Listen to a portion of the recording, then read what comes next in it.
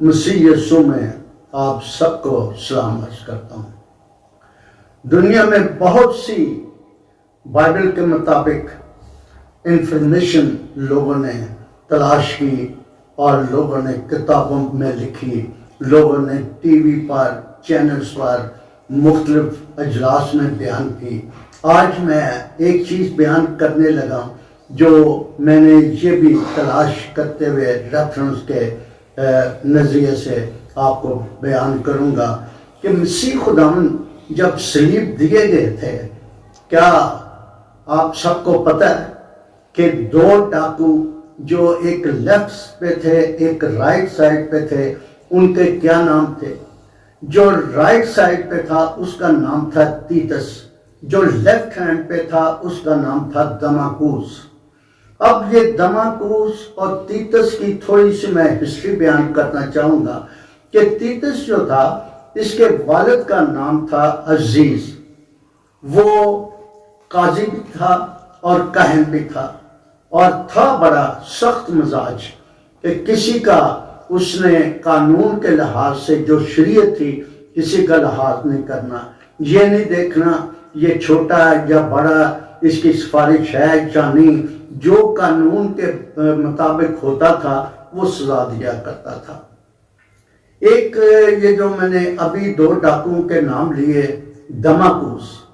دماکوس کو کسی زمانے میں کسی جرم کے پاداش میں اس قاضی عزیز نے 6 مہینے قید پا مشقت دی تھی، اور وہ قید اتنی سخت تھی کہ وہ اس کی برداشت سے باہر تھا۔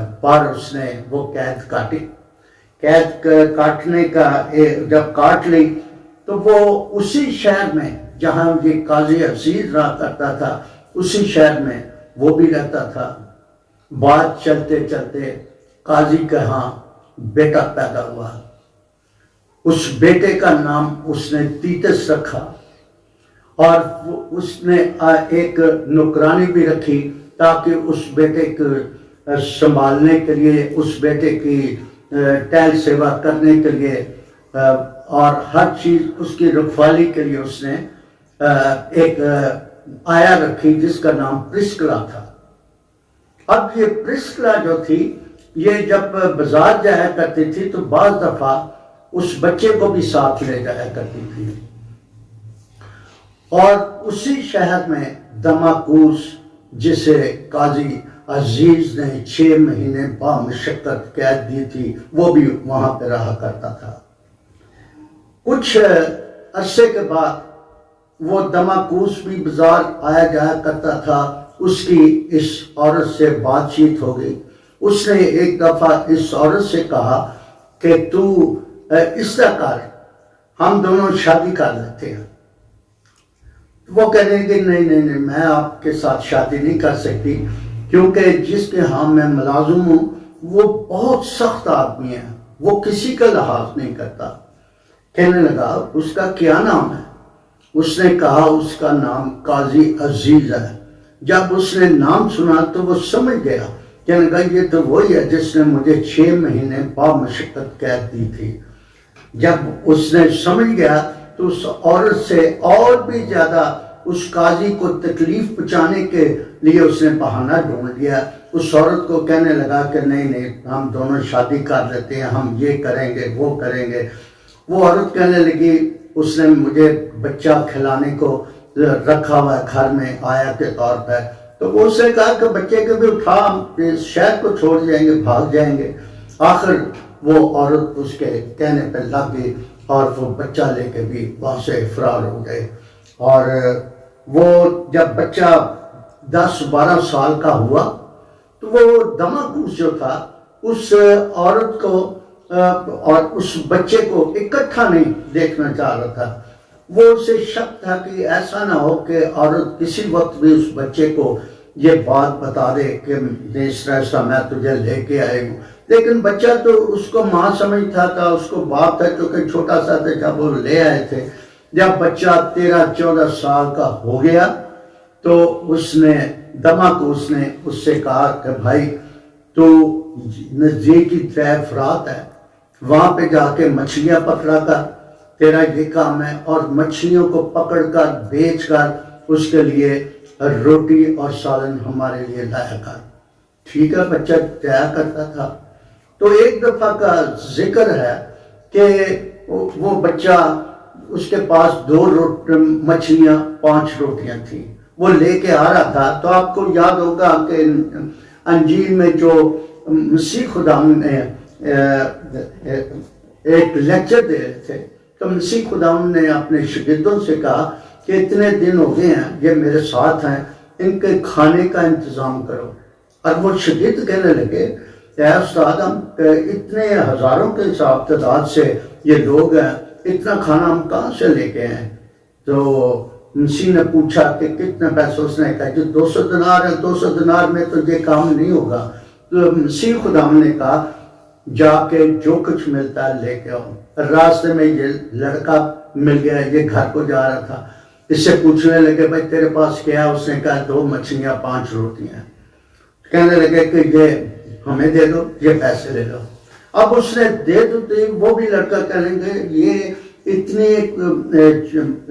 سامان کے لیے مجھے 200 روپیہ دے رہے ہیں، 2 مچھلیاں 5 روٹیاں 200 دینار دے رہے ہیں۔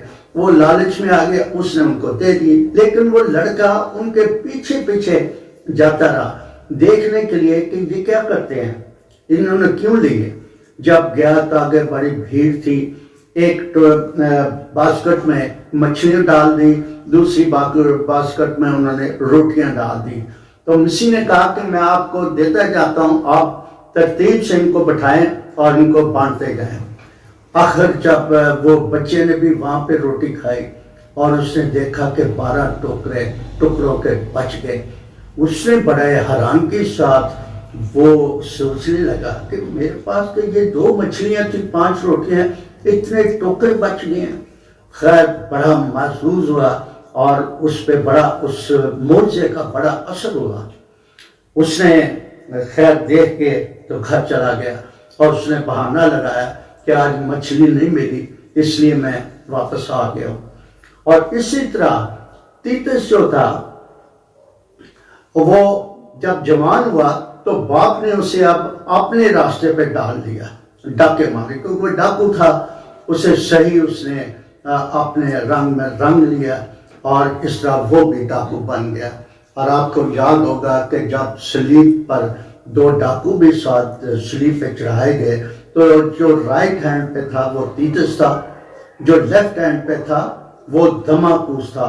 اور ایک اور معجزہ تیتس نے دیکھا کہ وہ جو چھپر مکان کا اوپر سے ادھیڑ کے وہ جس شخص کو اتارا گیا تھا 4 پائی پہ، وہ اس تیتس نے اکیلے نے اتارا، کیونکہ یہ لمبا چوڑا خوب جوان تھا، طاقتور تھا۔ اس نے یہ بھی معجزہ دیکھا کہ مسیح خدا نے اسے بھلا چنگا کر دیا، اتنا معجزہ کیا۔ تو پھر اس نے تیتس نے یہ معجزہ دیکھتے ہوئے اس کے ذہن میں تھا کہ یہ معجزہ اس شخص نے کیا۔ آخر جب صلیب پر یہ دونوں ڈاکو چڑھائے گئے تو دماکوس جو تھا اسے اصل میں پتہ نہیں تھا۔